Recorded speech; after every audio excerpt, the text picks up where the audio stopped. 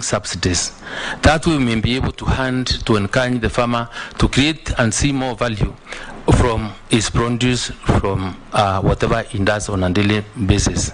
Mr. Speaker, I also want to say that if we were to make sure that there is good return, and if we were really to ensure that once a farmer is able to predict what price he may be able to get from the market, then we'll be able to encourage. I want to, Mr. Speaker, to adopt the technology so that I can be able to link markets. And from a platform, when we are sitting by application of e-technology, one can be able to check and know if I'm doing carrots and I'm in Meru or I'm in Washingishu, what is the going price of a kilo of carrots in Kisumu, in Nairobi, and whichever other market. So that way, one may be able to take his produce on how, or to any market that will give him the highest return.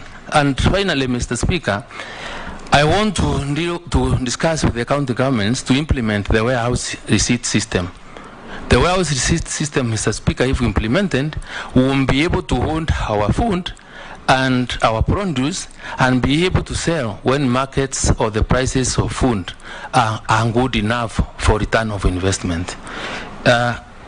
Ichungwa raised a question on how we will be able to deal with the cartels in the ministry, and we intend to dismantle them. Mr. Speaker, I also want to say that I will invite, I want to ensure that when I get to the ministry with your approval, God willing, then I want to have a Kenya farmers database. The Kenya farmers database will be able to show me or tell me how many farmers do you have that are doing milk, that are doing cabbage, that are doing maize, or whatever type of a crop that there is.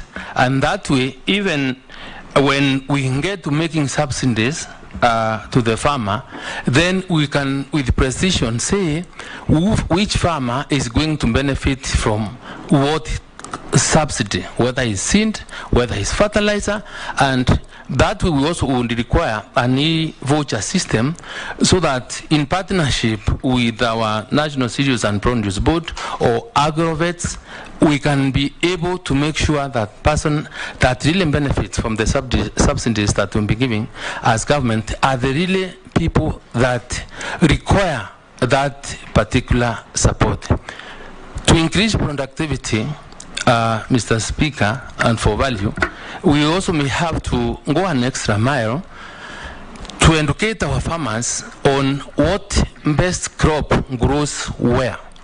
And with that kind of data, then we will be able to maximize on productivity and avail information to our farmers so that you do not plant barley in an area that requires you to plant rice. Or if you just wake up in Meru and decide how to plant maize here, yet Meru cannot do very well in that particular ecological zone. So getting information to farmers will be critical.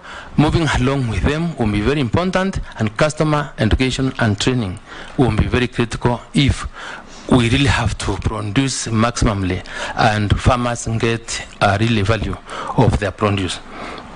Mr. Speaker, to deal with cartels, as Ichungwa said, these cartels are the same, are the cartels that when you give subsidies of fertilizer, they wait for the fertilizer, buy it, store, repack, and then sell at the exorbitant prices.